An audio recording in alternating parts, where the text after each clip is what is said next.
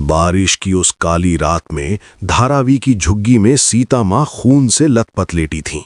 उनकी सांसें रुक रही थीं, लेकिन आंखों में अभी भी जज्बा बाकी था। आरव बेटा सुन, वो कांपती आवाज में बोली। मैं सिर्फ तेरी माँ नहीं, ठाकुर सिंह की बेटी थी। वो हवेली, वो जमीन, वो सारा पैसा सब तेरा है। लेकिन ये राज मुझे मार डालेगा और तुझे भी ढूंढ लेगा। आरव रोते हुए बोला, माँ हम गरीब हैं, ये क्या? सीता ने कमजोर हाथ से उसकी जेब में एक फटी तस्वीर ठूंस दी। रामू काका जानता है, डायरी, वो डायरी मत छोड़ना। न्याय मिलेगा बेटा, बस लड़ते रहना।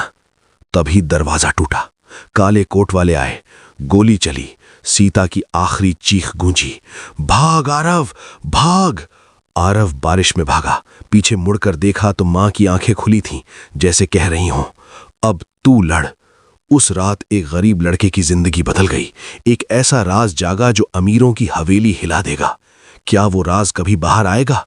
क्या न्याय मिलेगा? बारिश की बूंदें मुंबई की उस तंग गली पर पड़ रही थीं, जैसे आसमान रो रहा हो।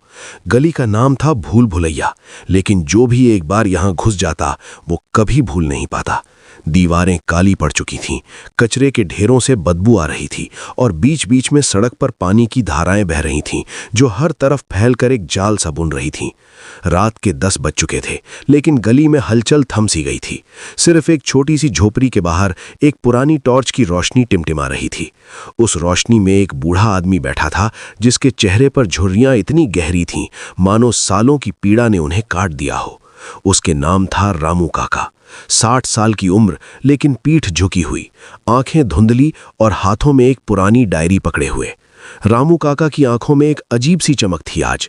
वो डायरी को बार बार खोलते फिर बंद करते, जैसे कोई राज छिपा हो उसमें जो बाहर आने को बेताब हो।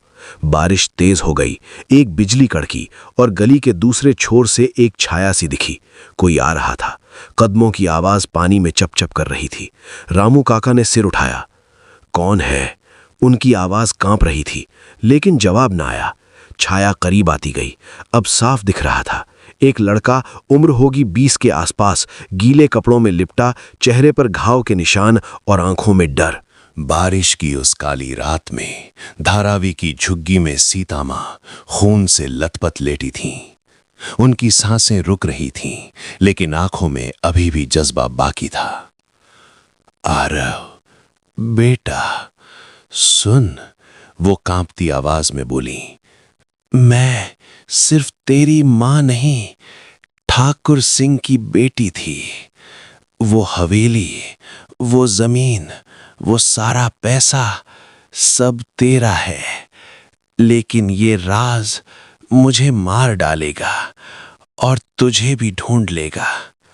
आरव रोते हुए बोला, मां हम गरीब हैं, ये क्या? सीता ने कमजोर हाथ से उसकी जेब में एक फटी तस्वीर ठूंस दी। रामू काका जानता है, डायरी, वो डायरी मत छोड़ना। न्याय मिलेगा बेटा, बस लड़ते रहना। तभी दरवाजा टूटा। काले कोट वाले आए, गोली चली। सीता की आखिरी चीख गूंजी, भाग आरव भाग। आरव बारिश में भागा। पीछे मुड़कर देखा तो मां की आंखें खुली थीं, जैसे कह रही हों, अब तू लड़। उस रात एक गरीब लड़के की जिंदगी बदल गई। एक ऐसा राज जागा जो अमीरों की हवेली हिला देगा। क्या वो राज कभी बाहर आएगा? क्या न्याय मिलेगा? बारिश की बूंदें मुंबई की उस तंग गली पर पड़ रही थीं, जैसे आसमान रो रहा हो। गली का नाम था भूल भुलैया, लेकिन जो भी एक बार यहां घुस जाता वो कभी भूल नहीं पाता। दीवारें काली पड़ चुकी थीं, कचरे के ढेरों से बदबू आ रही थी और बीच बीच में सड़क पर पानी की धाराएं बह रही थीं, जो हर तरफ फैलकर एक जाल सा बुन रही थीं। रात के 10 बज चुके थे, लेकिन गली में हलचल थम सी गई थी। सिर्फ एक छोटी सी झोपड़ी के बाहर एक पुरानी टॉर्च की रोशनी टिमटिमा रही थी। उस रोशनी में एक बूढ़ा आदमी बैठा था, जिसके चेहरे पर झुर्रियां इतनी गहरी थीं मानो सालों की पीड़ा ने उन्हें काट दिया हो। उसके नाम था रामू काका। 60 साल की उम्र, लेकिन पीठ झुकी हुई, आंखें धुंधली और हाथों में एक पुरानी डायरी पकड़े हुए। रामू काका की आंखों में एक अजीब सी चमक थी आज। वो डायरी को बार बार खोलते फिर बंद करते, जैसे कोई राज छिपा हो उसमें जो बाहर आने को बेताब हो। बारिश तेज हो गई, एक बिजली कड़की और गली के दूसरे छोर से एक छाया सी दिखी। कोई आ रहा था। कदमों की आवाज पानी में चप चप कर रही थी। रामू काका ने सिर उठाया। कौन है? उनकी आवाज कांप रही थी, लेकिन जवाब ना आया। छाया करीब आती गई। अब साफ दिख रहा था, एक लड़का, उम्र होगी 20 के आसपास, गीले कपड़ों में लिपटा, चेहरे पर घाव के निशान और आंखों में डर। काका, रामू काका! लड़के की आवाज फूटी हुई थी। वो सीधा झोपड़ी के दरवाजे पर गिर पड़ा। रामू काका ने जल्दी से उसे उठाया। अरे बेटा, तू आरव, क्या हुआ तेरे को? ये खून, ये घाव? रामू काका की आंखें नम हो गईं। उन्होंने आरव को अंदर खींचा। झोपड़ी छोटी सी थी, एक कोना जहां चारपाई पड़ी थी, दूसरा जहां बर्तन रखे थे और बीच में एक छोटा सा चूल्हा। दीवार पर पुरानी तस्वीरें टंगी थीं, एक औरत की मुस्कुराती हुई और एक बच्चे की जो शायद रामू काका का बेटा था, लेकिन वो तस्वीरें धूल से ढकी हुई थीं, जैसे यादें भी भूल चुकी हों। आरव को चारपाई पर लिटाया। रामू काका ने पुरानी पोटली से कपड़े निकाले और घाव साफ करने लगे। बेटा बोलना, क्या हुआ? तेरी आंखों में ये डर क्यों है? घर से भागा क्या? आरव की सांसें तेज थीं। वो बारिश की आवाज में कुछ कहना चाहता था, लेकिन शब्द गले में अटक रहे थे। आखिरकार वो फुसफुसाया, काका, माँ को वो लोग मार डाला। ये शब्द जैसे रामू काका के सीने में चाकू की तरह उतर गए। उनके हाथ कांपने लगे। क्या? कौन लोग? तेरी माँ, सीता? नहीं, ये कैसे हो सकता है? रामू काका की आंखों से आंसू बहने लगे। वो झोपड़ी में घुटनों के बल बैठ गए, सिर पकड़कर। आरव ने हाथ बढ़ाया, लेकिन कमजोरी से नहीं उठ सका। काका, सब कुछ बदल गया। पापा ने धोखा दिया। वो अमीर आदमी के साथ मिले हुए थे। माँ ने विरोध किया तो। आरव की आवाज रुक गई। बाहर बारिश और तेज हो गई, मानो आसमान भी इस दर्द को बयां कर रहा हो। रामू काका ने डायरी को कसकर पकड़ा। बेटा, ये सब मेरी गलती है। सालों पहले जब मैं यहां आया था तो एक वादा किया था, एक राज जो आज भी दफन है, लेकिन अब समय आ गया है। उन्होंने डायरी खोली। पहला पन्ना, एक पुरानी फोटो चिपकी हुई थी। उसमें रामू काका युवा थे, उनके बगल में एक औरत और पीछे एक बड़ा सा हवेली नुमा घर। ये राज बेटा तेरी माँ को भी पता था, लेकिन वो कभी ना बोली। आरव की आंखें चौड़ी हो गईं। काका, क्या राज? बताओ ना। मेरा घर सब छिन गया। हम गरीब थे लेकिन खुश थे। पापा कारखाने में मजदूर थे, माँ सिलाई करती थी। अचानक वो अमीर ठेकेदार आया जमीन हड़पने को। माँ ने कहा, नहीं, ये हमारी है। फिर रात में चीखें सुनाई दी। मैं बाहर भागा तो माँ खून में लथपथ। आरव का चेहरा पीला पड़ गया। वो रोने लगा, लेकिन आंसू ना आए, सिर्फ सिसकियां। रामू काका ने उसे गले लगा लिया। रो बेटा रो, ये दर्द तो बस शुरुआत है, लेकिन याद रख, इंसानियत मरती नहीं, न्याय मिलेगा। झोपड़ी के बाहर बारिश थमने का नाम न ले रही थी, लेकिन गली के कोने में एक आंख चमक रही थी। कोई छिपा हुआ था, सुन रहा था हर शब्द। वो शख्स काला कोट पहने था, चेहरा ढका हुआ। उसके हाथ में एक फोन था और वो फुसफुसाया, हाँ सर, वो लड़का यहां है, रामू काका के पास। हाँ, डायरी भी, लेकिन वो राज खोलने वाला है। फोन कट गया, छाया गायब हो गई, जैसे कभी थी ही नहीं। अंदर रामू काका ने आरव को दूध पिलाया, पुराना गाढ़ा दूध जो काका खुद भैंस से निकालते थे। पी बेटा, ताकत आएगी। कल सुबह हम चलेंगे, लेकिन पहले सुन मेरी कहानी। रामू काका की आवाज में एक अजीब सी गहराई थी। वो डायरी के पन्ने पलटने लगे। सालों पहले मैं इस शहर का हिस्सा न था, गांव से आया था। बिहार का एक छोटा सा गांव, नाम था मधुबनी। वहां खेत थे, नदियां थीं और एक बड़ा सा जमींदार का घर। उस जमींदार का नाम था ठाकुर सिंह। अमीर, ताकतवर, लेकिन उसके दिल में लालच था। मेरी बहन सीमा उसी के घर में काम करती थी। रामू काका की आंखें बंद हो गईं, जैसे यादें उन्हें दर्द दे रही हों। सीमा सुंदर थी बेटा, गाती थी भजन, ठाकुर को पसंद आ गई, लेकिन वो शादी न की बल्कि धोखा दिया। जब सीमा ने कहा कि बच्चा हो गया है तो ठाकुर ने उसे घर से निकाल दिया, कहा तू झूठी है। सीमा रोती हुई लौटी हमारे गांव, लेकिन ठाकुर के आदमी पीछे लगे। रात में आग लगा दी खेतों में, पिता मर गए। सीमा ने खुद को खत्म कर लिया। रामू काका का गला रुंध गया। आरव ने उनका हाथ पकड़ा। काका, ये तो भयानक है, लेकिन मेरा क्या? रामू काका ने सिर हिलाया। तेरी मां सीता, वो मेरी भतीजी थी, सीमा की बेटी। नहीं, रुक, सीमा की बेटी तो तू नहीं। रामू काका रुक गए। उनकी आंखों में एक रहस्य चमक उठा। बेटा, ये डायरी, इसमें सब लिखा है। ठाकुर सिंह का बेटा, वो आज मुंबई का बड़ा बिल्डर है, नाम है विक्रम सिंह।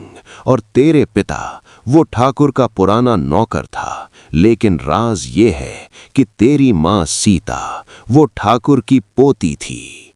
ये शब्द जैसे बिजली की तरह गिरे। आरव का मुंह खुला रह गया। क्या मां अमीर घर की? लेकिन हम तो। रामू काका ने आंसू पोंछे। हाँ बेटा, ठाकुर ने शादी के बाद एक औरत से ब्याह किया, लेकिन सीमा का राज छिपाया। सीता को गांव भेज दिया, वहां तेरे पिता से शादी। लेकिन जब विक्रम को पता चला तो वो डर गया, संपत्ति का डर। इसलिए तेरी मां को चुप करवाना चाहा। आज रात वो आदमी जो आया वो विक्रम का था। आरव का दिल धड़कने लगा। बाहर बारिश की आवाज में एक कार की हेडलाइट्स चमकी। कोई आ रहा था। रामू काका ने आरव को छिपा दिया। चुप, ये खतरा है। दरवाजा खटखटाया गया। रामू, खोल दरवाजा, हम पुलिस हैं। लेकिन आवाज में धमकी थी। रामू काका ने डायरी छिपाई। 1 मिनट। उन्होंने दरवाजा खोला। 2 आदमी खड़े थे, वर्दी में, लेकिन आंखों में चालाकी। कहां है वो लड़का? आरव। रामू काका ने मुस्कुराने की कोशिश की। कौन सा लड़का? मैं अकेला हूं। एक आदमी ने धक्का दिया। झूठ मत बोल, हम जानते हैं, ठाकुर साहब का आदेश है, लाओ उसे। झोपड़ी में हलचल मच गई। आरव पीछे से भागने की कोशिश कर रहा था, लेकिन खिड़की बंद थी। रामू काका ने चिल्लाया, नहीं, वो निर्दोष है, ये अन्याय है। लेकिन आदमियों ने रामू काका को पकड़ लिया। एक ने लाठी मारी। रामू काका गिर पड़े। खून बहने लगा। आरव की आंखों में आग लग गई। वो बाहर कूद पड़ा। छोड़ो काका को। लेकिन आदमियों ने उसे भी पकड़ लिया, हाथों में हथकड़ियां। चल, तू भी आ। बाहर कार में खींचा गया। रामू काका फर्श पर लेटे, डायरी हाथ में पकड़े फुसफुसाए, बेटा लड़ें, न्याय मिलेगा। बारिश ने सब धो दिया, लेकिन दर्द बाकी रहा। कार चल पड़ी। आरव पीछे मुड़कर देख रहा था। झोपड़ी छोटी सी दिख रही थी, रोशनी बुझ चुकी थी। उसके मन में सवाल घूम रहे थे। मां की मौत, पिता का धोखा, काका का राज। कौन था विक्रम सिंह? क्यों ये सब हो रहा था? कार मुंबई की चमचमाती सड़कों पर दौड़ रही थी, जहां अमीरों के बंगले थे, लेकिन आरव के लिए ये अंधेरी जेल सी लग रही थी। रास्ते में आरव ने सोचा अपनी जिंदगी के बारे में।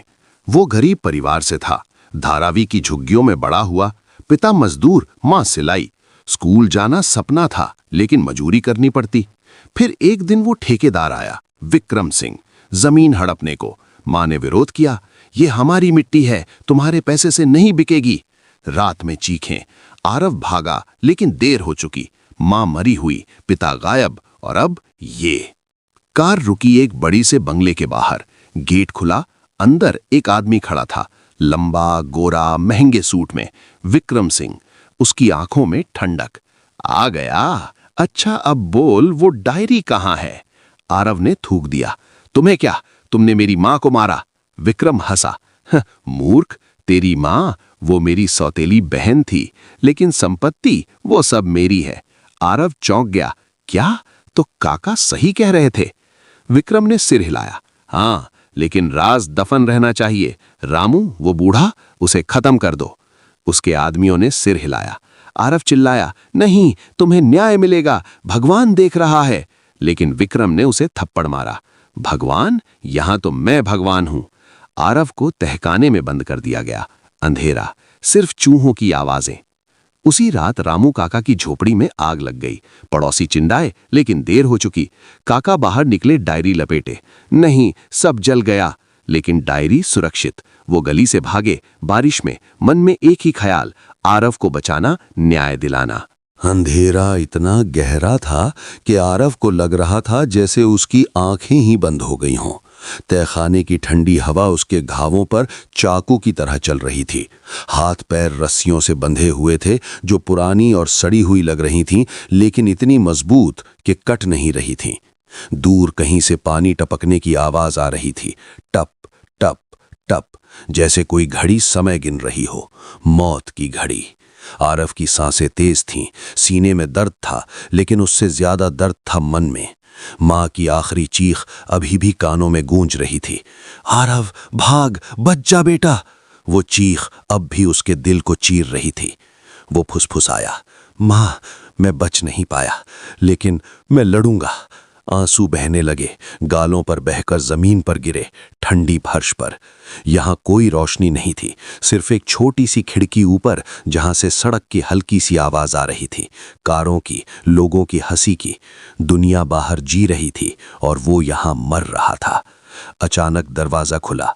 एक आदमी आया, लंबा, मोटा, चेहरे पर दाढ़ी, हाथ में लालटेन। रोशनी में उसका चेहरा और भयानक लग रहा था। नाम था गणेश, विक्रम सिंह का सबसे भरोसेमंद गुंडा। वो आरव के सामने झुका। कैसा लग रहा है राजकुमार? तेरी माँ वाली जगह पर अब तू है। उसकी हंसी गूंजी। आरव ने सिर उठाया, आंखों में आग। तुमने मेरी माँ को मारा? क्यों? वो क्या बिगाड़ लिया था तुम्हारे मालिक का? गणेश ने ठहाका लगाया। बिगाड़ा नहीं, बिगाड़ने की कोशिश की। तेरी माँ को लगता था कि वो ठाकुर की असली वारिस है, हवेली, जमीन, पैसा सब उसका। लेकिन विक्रम साहब ने कहा, नहीं, ये सब मेरा है, और जो रुकावट आती है उसे हटा देते हैं। वो आरव के घाव पर उंगली फेरने लगा। दर्द से आरव चीख पड़ा, आह! चुप, चिल्लाने से कुछ नहीं होगा। अब बोल, वो डायरी कहाँ है? रामू काका ने क्या लिखा है उसमें? सबूत, वसीयत, कुछ भी? आरव ने दांत भींजे। मुझे नहीं पता, और पता भी होता तो नहीं बताता। गणेश ने मुक्का मारा। आरव का सिर दीवार से टकराया, खून बहने लगा। जिद्दी है तू। अच्छा, कल सुबह तक सोच ले, नहीं तो तेरे काका को ढूंढ लेंगे। वो बूढ़ा अभी जिंदा है, आग से बच गया, लेकिन ज्यादा दिन नहीं बचेगा। गणेश चला गया, दरवाजा बंद, अंधेरा फिर छा गया।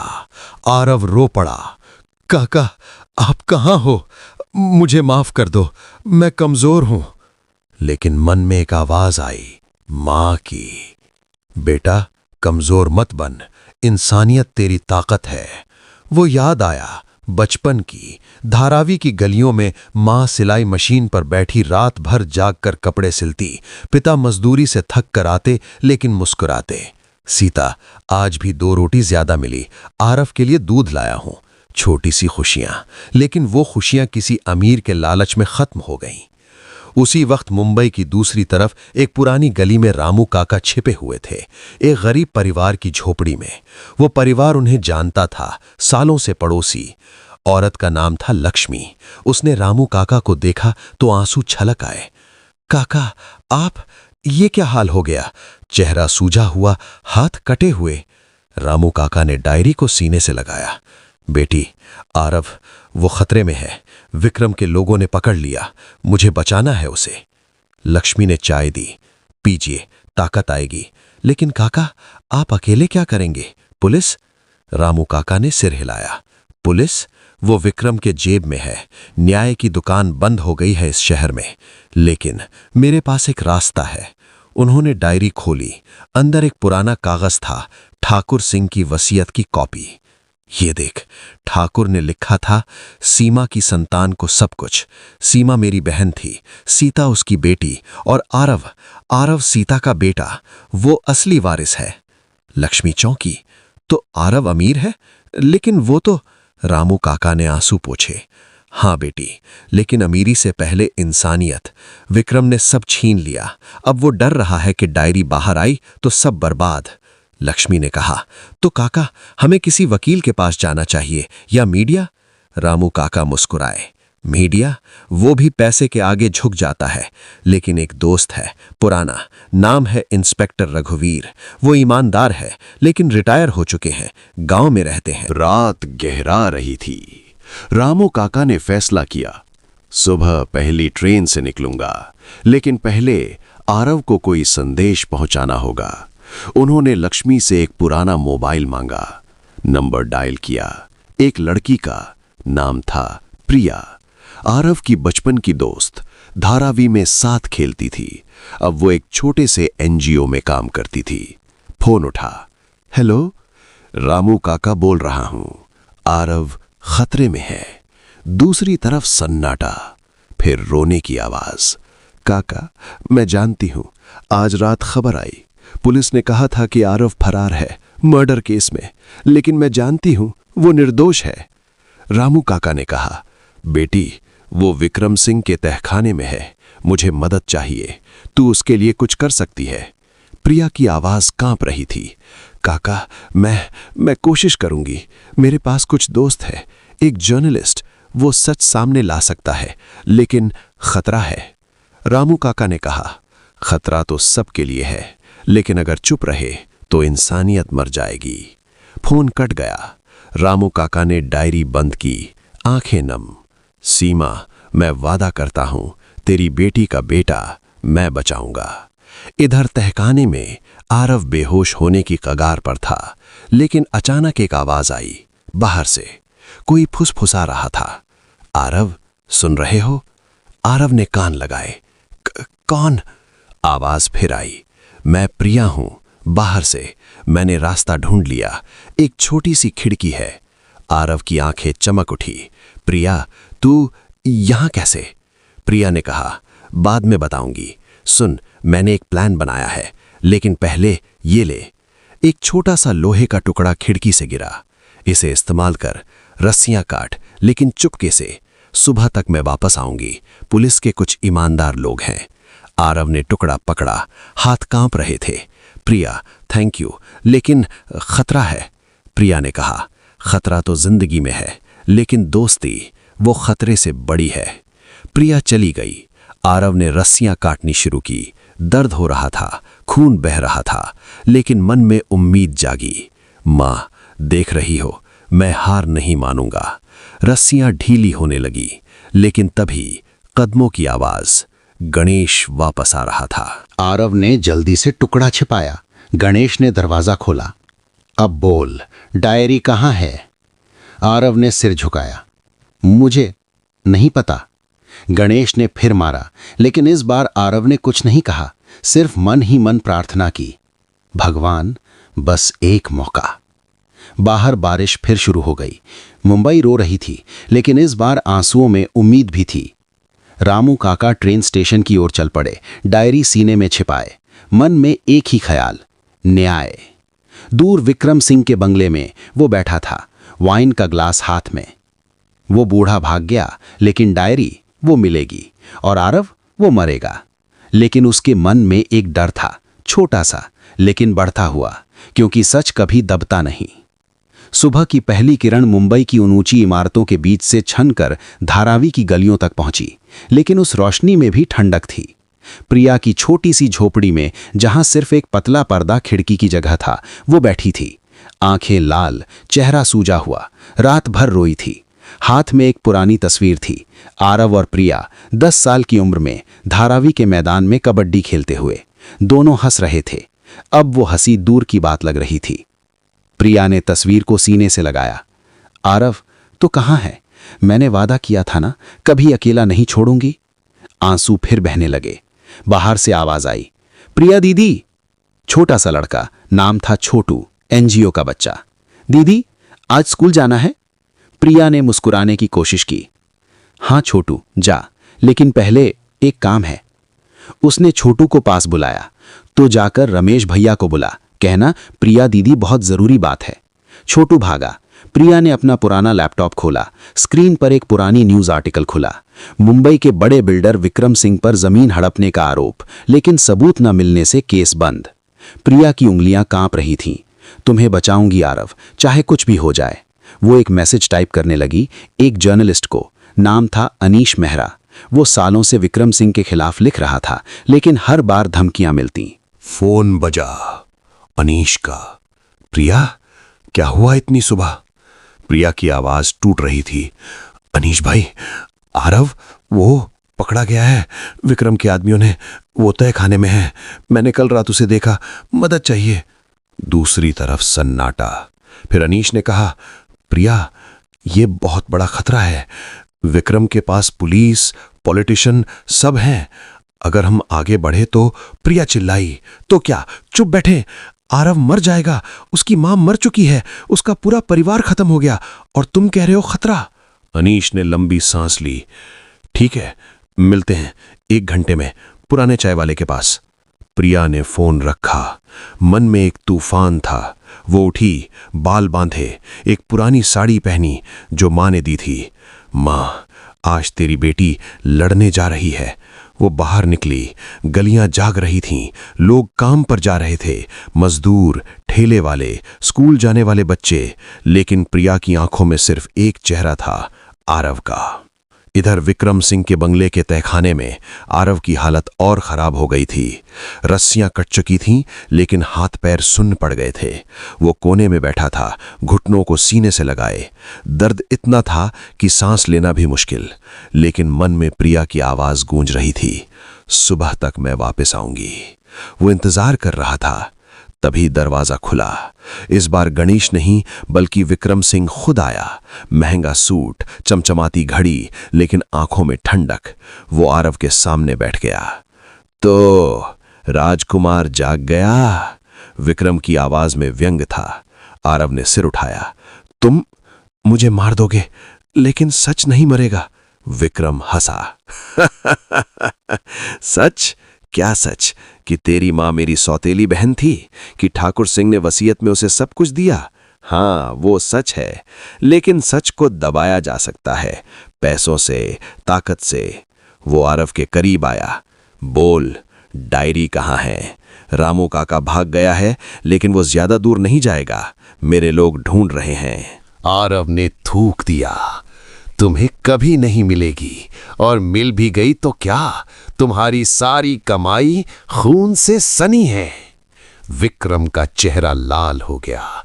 उसने आरव के बाल पकड़े, सिर पीछे खींचा। मूर्ख लड़के, तेरी मां भी यही कहती थी, न्याय मिलेगा। लेकिन कहां मिला? वो मर गई। तेरे पिता भी गायब है। अब तू बचा है, लेकिन ज्यादा दिन नहीं। आरव की आंखों में आंसू आ गए। पापा, वो कहां है? तुमने उन्हें भी मारा? विक्रम ने मुस्कुराया। पता नहीं, शायद जिंदा हैं, शायद नहीं। लेकिन तू चिंता मत कर, तू जल्दी उनके पास पहुंच जाएगा। विक्रम उठा। गणेश, इसे और सजा दो, लेकिन जिंदा रखना, डायरी मिलने तक। गणेश ने सिर हिलाया। विक्रम चला गया। गणेश ने फिर मारना शुरू किया। लातें, मुक्के। आरव चीखता रहा, लेकिन हर चीख में एक ही शब्द, नहीं, हार नहीं मानूंगा। बाहर चाय वाले के पास अनीश और प्रिया मिले। अनीश ने कहा, प्रिया, मैंने एक प्लान बनाया है। मेरे पास एक दोस्त है, सब इंस्पेक्टर जावेद। वो विक्रम से नफरत करता है, लेकिन सबूत चाहिए। अगर हम तहखाने में घुस पाए तो? प्रिया ने कहा, मैं जाऊंगी, मैं जानती हूं रास्ता, कल रात मैं गई थी। अनीश चौंका, तू पागल है? अगर पकड़ी गई तो? प्रिया ने आंसू पोंछे। आरव मेरे लिए भाई है। उसने कभी मेरी मदद की थी। जब मेरे पिता मरे तब वो रात भर मेरे साथ बैठा रहा। अब मेरी बारी है। अनीश ने सिर हिलाया। ठीक है, लेकिन अकेले नहीं, हम तीनों जाएंगे, जावेद भी, आज रात। प्रिया की आंखों में उम्मीद जागी। शुक्रिया अनीश भाई। वो दोनों चुपके से प्लान बनाने लगे, लेकिन उन्हें नहीं पता था कि विक्रम के लोग हर तरफ नजर रख रहे थे। एक आदमी दूर से देख रहा था। फोन पर बोला, सर, लड़की मिल गई, वो जर्नलिस्ट के साथ है, क्या करें? विक्रम ने जवाब दिया, उन्हें आने दो, जाल बिछा है, सबको एक साथ पकड़ लेंगे। दोपहर हो गई। रामू काका ट्रेन में बैठे थे, गांव की ओर जा रहे थे। इंस्पेक्टर रघुवीर के पास डायरी सीने में छिपी, लेकिन मन बेचैन था। आरव, बेटा रुक जाना, काका आ रहा है। ट्रेन चल पड़ी। बाहर खेत दिखने लगे, लेकिन रामू काका की आंखों में सिर्फ एक दृश्य था, आरव का चेहरा। शाम ढली। प्रिया, अनीश और जावेद बंगले के पीछे छिपे थे। जावेद ने कहा, तहखाने का रास्ता पीछे से है, एक पुरानी नाली से, लेकिन सावधान, गार्ड हैं। प्रिया ने सिर हिलाया, चलो। वो तीनों अंधेरे में आगे बढ़े, दिल धड़क रहे थे। प्रिया ने फुसफुसाया, आरव बस थोड़ा और। तहखाने में आरव बेहोश पड़ा था, लेकिन अचानक एक छोटी सी आवाज आई, आरव। वो आंखें खोलने की कोशिश की। प्रिया? बाहर से आवाज, हाँ हम आ गए। प्रिया ने नाली से हाथ अंदर डाला, पकड़ मेरे हाथ को। आरव ने कोशिश की, लेकिन तभी लाइट जल गई। गणेश और उसके आदमी खड़े थे। तो मेहमान आ गए, गणेश हंसा। प्रिया चीखी, नहीं। जावेद ने बंदूक निकाली, लेकिन विक्रम के आदमियों ने पहले ही उन्हें घेर लिया। अनीश को पकड़ा गया, जावेद को मारा गया। प्रिया रोने लगी, आरव मैं सॉरी। आरव ने चिल्लाया, प्रिया भाग। लेकिन भागने का रास्ता नहीं था, सबको पकड़ लिया गया। विक्रम आया, बहुत अच्छा, अब पूरी पार्टी जमा है। उसने प्रिया की तरफ देखा, तुम आरव की दोस्त? अच्छा, अब देखते हैं कितनी देर तक जिद करती हो। प्रिया ने आंसू बहाते हुए कहा, तुम जीत नहीं सकते, सच बाहर आएगा। विक्रम ने ठहाका लगाया, सच? यहां तो झूठ राज करता है। रात गहरा गई, सबको अलग अलग कमरों में बंद कर दिया गया। प्रिया और आरव एक ही कमरे में, दोनों एक दूसरे को देखकर रो पड़े। प्रिया ने आरव को गले लगाया, मैं आ गई, लेकिन सब बर्बाद हो गया। आरव ने कहा, नहीं प्रिया, तू आई यही काफी है, अब हम साथ लड़ेंगे। दोनों ने एक दूसरे को थामा। बाहर बारिश फिर शुरू हो गई, लेकिन इस बार आंसुओं में साथ। बारिश की वही काली रात फिर लौट आई थी। विक्रम सिंह के बंगले के अंदर तहखाने में आरव और प्रिया बंद थे। प्रिया रो रही थी, लेकिन आरव की आंखों में अब डर नहीं था। उसने धीरे से कहा, प्रिया, याद है काका ने क्या कहा था, सच कभी दबता नहीं। उसी वक्त बंगले के बाहर पुलिस की गाड़ियों की आवाज गूंजी, सायरन, गेट टूटने की आवाज। विक्रम सिंह चौंक गया। दरवाजा खुला और अंदर आए रिटायर्ड इंस्पेक्टर रघुवीर और असली पुलिस अधिकारी। उनके साथ खड़े थे रामू काका। रामू काका ने कांपते हाथों से डायरी आगे बढ़ाई। यही है सच, ठाकुर सिंह की असली वसीयत। रघुवीर ने सबके सामने पढ़ा, मेरी संपत्ति मेरी बेटी सीमा की संतान को मिलेगी, और सीमा की बेटी थी सीता, और सीता का बेटा था आरव, यानी पूरा साम्राज्य आरव का था। विक्रम सिंह चिल्लाया, ये झूठ है। लेकिन तभी अनीश ने वीडियो दिखाया, जिसमें गणेश सब कबूल कर रहा था, सीता की हत्या, जमीन हड़पना और आरव को मारने की साजिश। अब बचने का रास्ता नहीं था। पुलिस ने विक्रम सिंह और उसके गुंडों को हथकड़ी लगा दी। विक्रम आखिरी बार चिल्लाया, मैं वापस आऊंगा, लेकिन इस बार कोई नहीं डरा। कुछ महीनों बाद धारावी की उसी गली में आज रोशनी थी। आरव अब अमीर था, लेकिन उसने हवेली में रहने के बजाय धारावी में एक स्कूल और अस्पताल बनवाया। रामू काका उसी स्कूल के बाहर बैठे बच्चों को कहानियां सुनाते थे। प्रिया उस स्कूल की मैनेजर बन गई। एक दिन प्रिया ने पूछा, आरव, तुम्हें बदला नहीं लेना था? आरव मुस्कुराया। माँ कहती थी, सबसे बड़ा बदला है इंसान बनकर जीतना। आसमान में हल्की बारिश शुरू हो गई, लेकिन इस बार वो बारिश दर्द की नहीं, न्याय की थी।